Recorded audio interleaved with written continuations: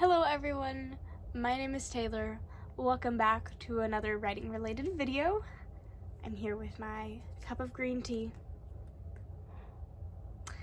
And I am going to be talking about some reflections I've had as I've been writing lately. As I've spoken about in last week's video, I participated in a writing challenge. I'm gonna just briefly recap what the event was about and results of it. So the writing challenge I participated in, which I was telling you about last week, was called Crazy Writing Week.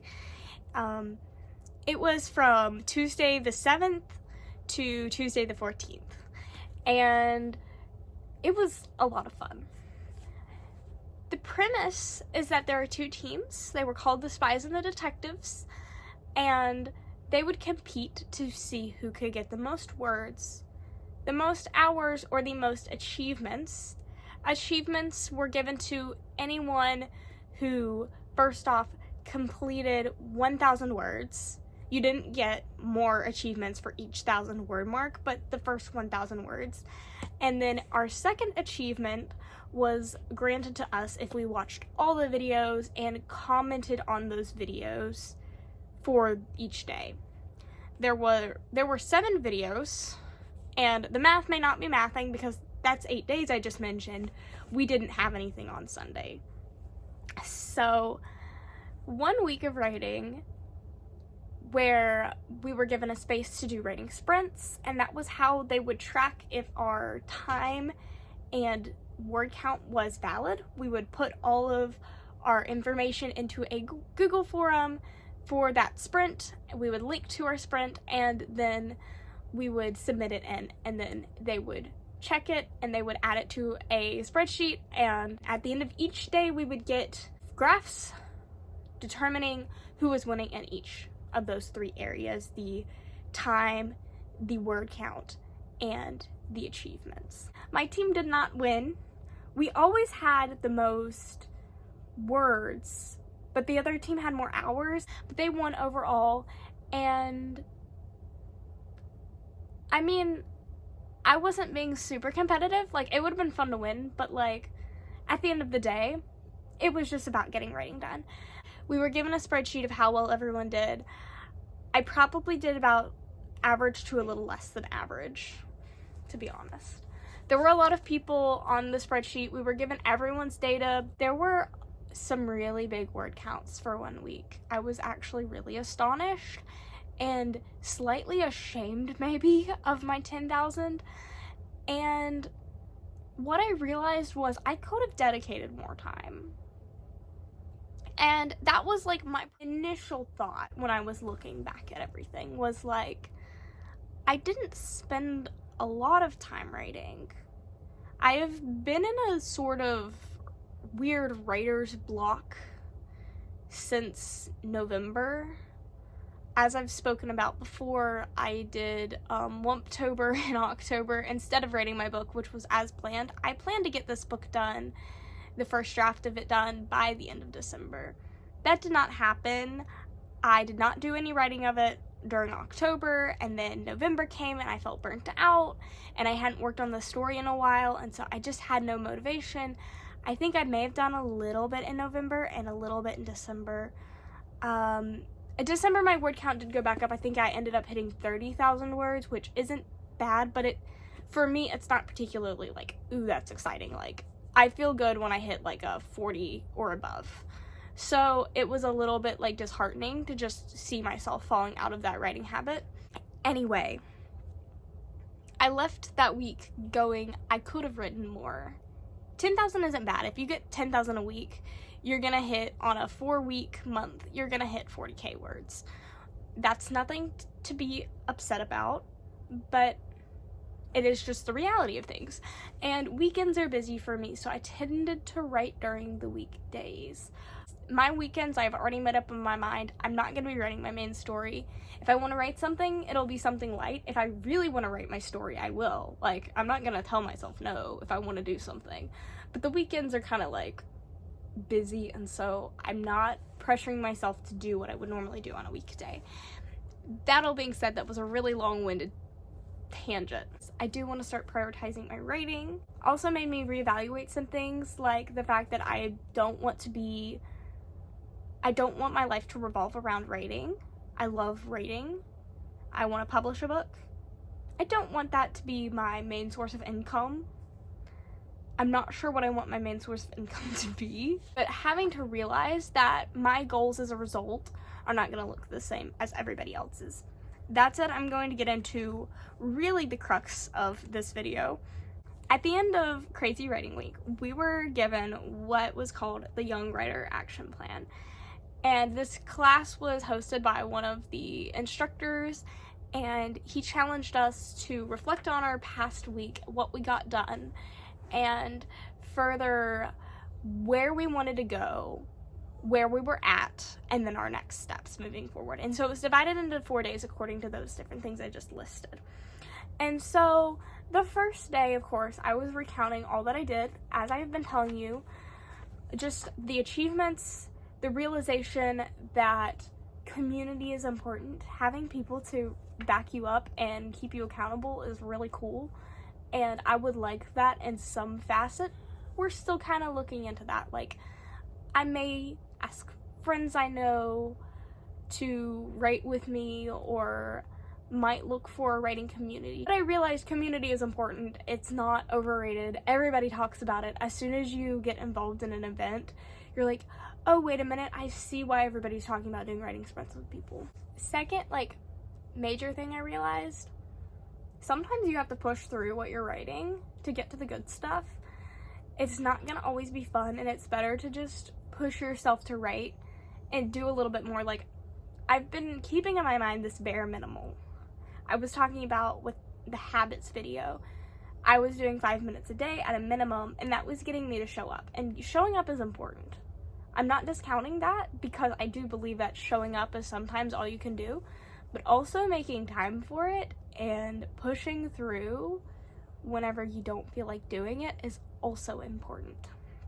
So I realized I could write for more than 5 minutes, more than 25 minutes even, and I'm gonna get into that a little bit further, but those were my main kind of initial takeaways whenever we were discussing the first day.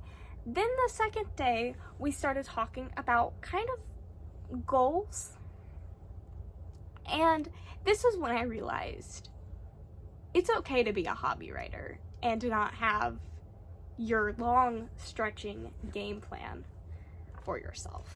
We were talking about the ideal writing routine, basically. What would be your ideal relationship with writing? And we were encouraged to write in the first person, just to get our mindset of, this is something that I want present day me to be, not me in the future. There were some people who had, their whole thing was they have published books by then, and they are writing a lot and putting a lot of time to it, and taking, different steps to take it seriously. And I realized I want to do writing more. I want to be more consistent with it. But I realized more than that, I just want to glorify the Lord in what I'm writing. And whenever I came to that realization, it really changed the rest of my approach for this little challenge we were given to talk about, where do you want to be with your writing? I realized it's okay to be a hobby writer, but do all your hobbies unto the Lord. Because I have a lot of little interests, but putting it into perspective that whatever I do for myself really doesn't matter in the grand scheme of things, and I know that, we know that, but it gets so easy to get caught up in yourself and what you want to write, and then you realize, this isn't really glorifying the Lord. Why am I writing this? This is all garbage. But it was hard, I realized. I was writing things I knew weren't necessarily right for me to write. Not that it was inherently, evil, but I felt like I shouldn't write it. But it was fun, and so I wrote it anyway. And you can extremify that as much as you want, or as little as you want, but Point being, why write anything for yourself when you could be glorifying the Lord in what you're doing? And coming at it from that perspective of like, oh, like what I could be doing could be much more important. And I realized whenever I was reading other people's comments, and there had been some people talking about praying before they start writing, and I was like, that's where I want to be. And so suddenly, instead of viewing it as like me being lesser than because I'm not approaching writing seriously, it became, I set aside writing time for the Lord because I'm going to glorify him in my hobby. And I'm going to be okay when other people interrupt me and treat this time I set aside with maturity. And I don't get lost scrolling YouTube or fan fiction, especially when I'm in that writing zone. I'm not gonna let myself get distracted. I'm going to take that time seriously. And I'm going to, what I got to was balancing out the time I spend in my fantasy little world with the real world. Because it's easy to let yourself get lost in your little fantasy world or whatever. And that was kind of what I left myself with. And then the third day we were challenged to reflect on where we were and just the pain of being like, I'm not there. I struggle so much to submit what I'm doing to the Lord. And that is something I'm actively working on, is just giving it up. Realizing that my writing could be so much more if I just let it go and not hold on to it so tightly. And so that's like the big thing I want to focus on. And so that day was a bit challenging. I'm not going to get into specific nitty-gritty, but just realizing that I needed to give it up to the Lord. And until I continue to do that, I'm going to just be writing garbage fan fiction. Like, it's not going to be worth anything.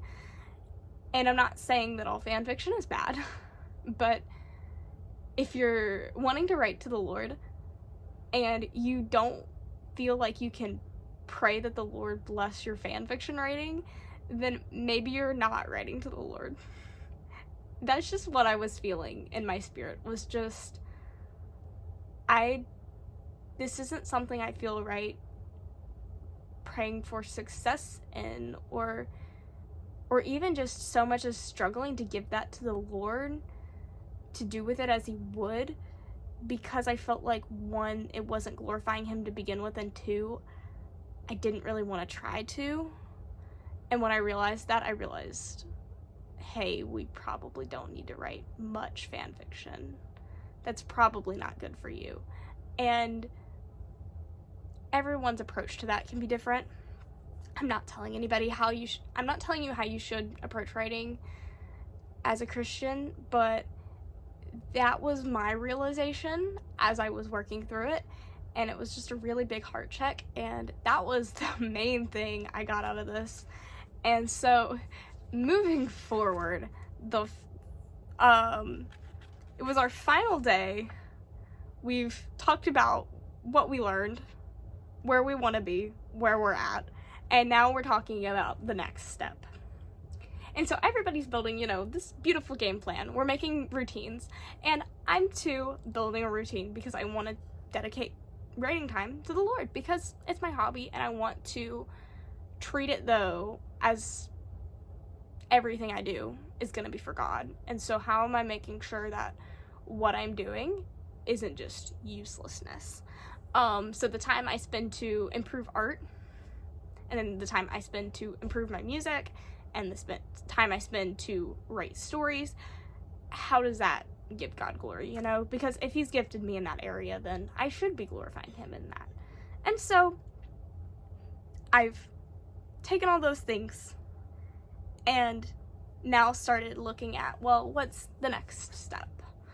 And so I'm not going to get into all those little steps because I feel like that's a little bit personal, not entirely, but a bit personal.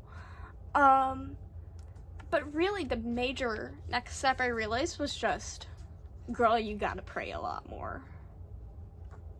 a lot more. Because I can easily keep a routine. Doing Bible study in the morning is not hard for me because I'm very routine oriented.